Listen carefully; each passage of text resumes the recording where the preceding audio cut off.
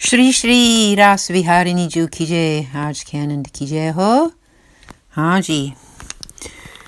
Vrajkishori Seva Trust continues their reading of the 41 letters of instruction, Shiksha Patra of Sri Hari Raji, letter 36, Like a Lotus in Water. Translator's introduction. The teachings of the 36th letter are centered on the removal of anxiety from the devotee's consciousness, recognizing it as a huge obstacle in the path of grace. It repeats the need for constant remembrance and to avoid bad association.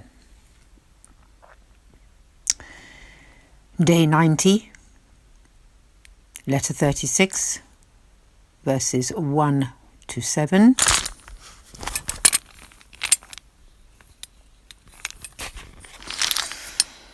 Vaishnavan ko Jai Shri Krishna. The 36th letter will explain to Vaishnava devotees that they should never be anxious or worry.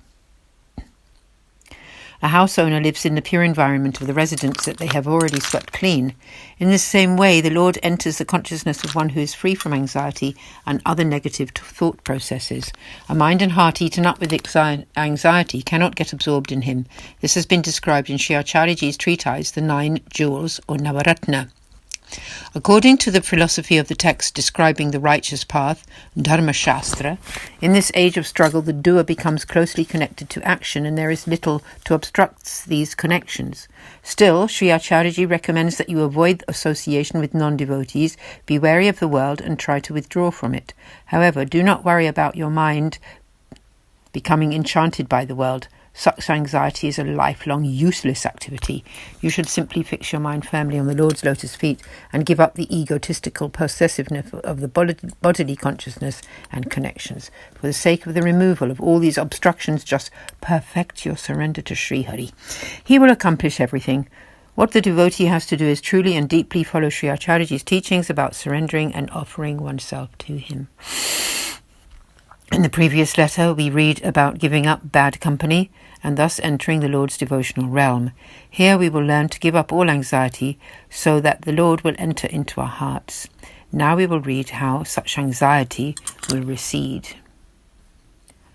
Verses 1 and 2. Followers of the path of devotion should never worry about worldly matters.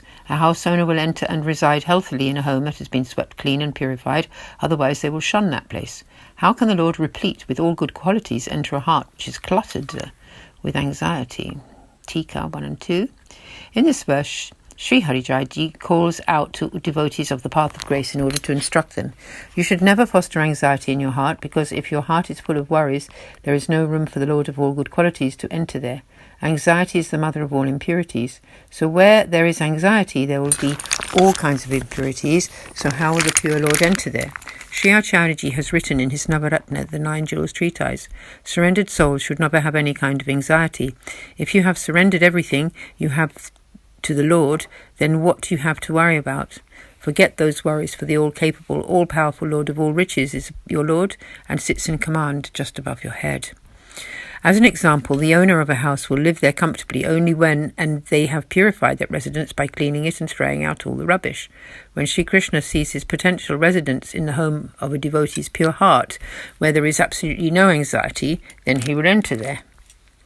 Anxiety is purely material and affects forgetfulness of the Lord's lotus feet. It then fills up the entire heart and mind. So then where will there be space for the Lord to enter? Therefore, once you have surrendered yourself and everything you have to the Lord, through the auspices of Sri Acharyaji, and making certain to have completely renounced worry, lust, anger, pride and envy, which constitute the rubbish of the heart, you will have purified the heart and be of peaceful consciousness through that total surrender to Sri Krishna. The Lord is always pleased to see such a pure devotee's heart and enters there, after which he grants the grace of the experience of the bliss of his form. Verse 3. Our grace-filled Sri Acharyaji has instructed us in his Navaratna, the Nine Jewels treatise, not to worry about employing our time and wealth for our families. They are connected to the Lord through our surrender, according to Sri Acharyaji's guidance, and so should not have anxiety about their function being unconnected, because it actually is. You might ask whether we should not be concerned about our activities or resources that are not directly and exclusively involved in our service to the Lord. Here, Sri Hariraj instructs that Sri Acharya is most benevolent and has taught us in the Navaratna Pritas, the 9 jewels, that even so we should not worry, because with total surrender all becomes his. Therefore, we should release the anxiety and simply focus on the quality and depth of the surrender of our hearts to the Lord.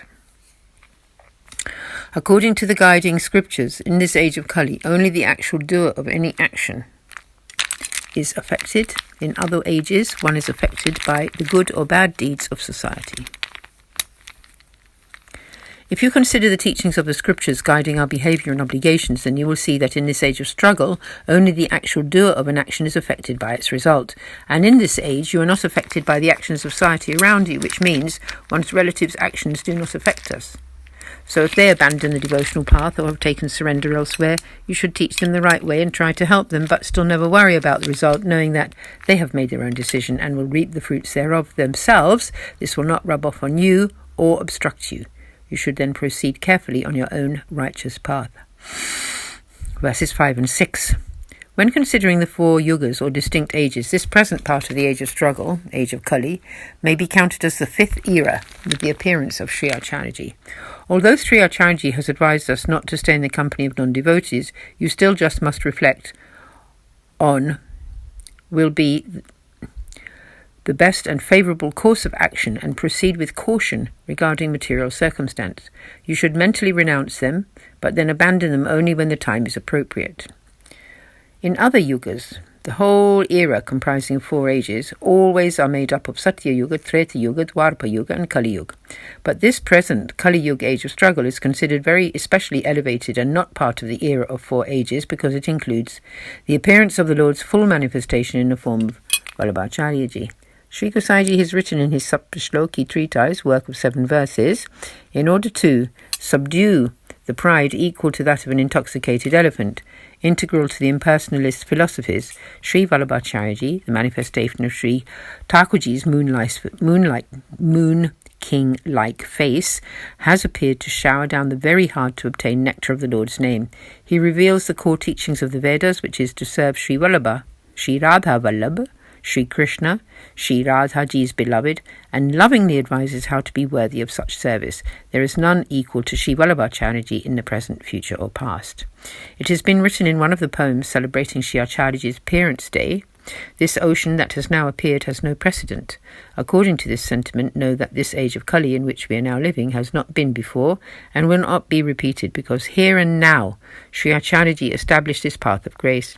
In this way it is different from all other Kali yugs. His statement is to avoid the company of non-devotees. A lot of grief can still arise when you still have to be inhibited by your worldly contacts.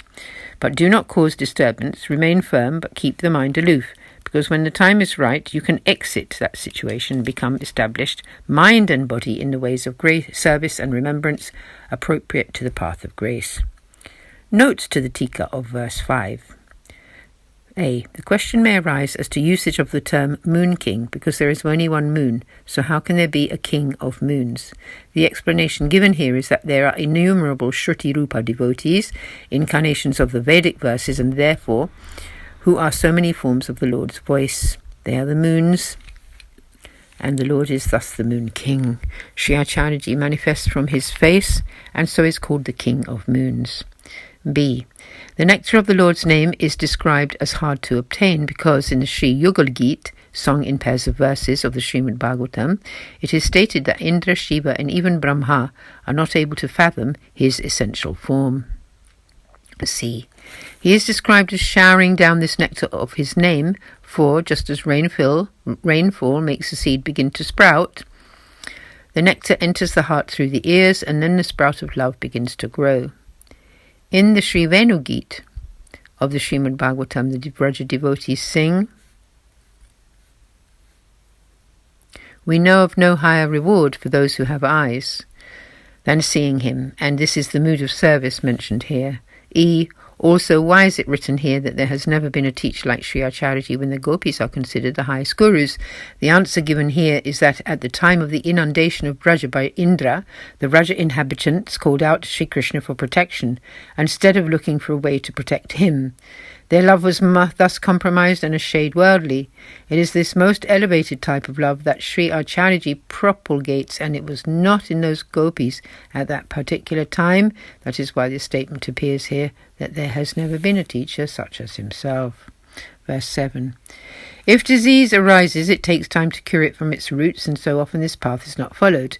If you try to superficially suppress that disease immediately, it can be suppressed, but it will arise again. In the same way, if you try to get rid of a hindrance as soon as it arises, that may work, but it will reappear. Therefore, gradually work on the removal of said hindrances from their very roots. When hindrances arise within your family and worldly life, you are still involved with them, then you should face these but contemplate the way towards their renunciation. You should give them up gradually. If you immediately leave them, then the problems can arise again in the same way that a superficially treated disease re-manifests. Slowly and gradually renounce. This is the way of a Vaishnava devotee.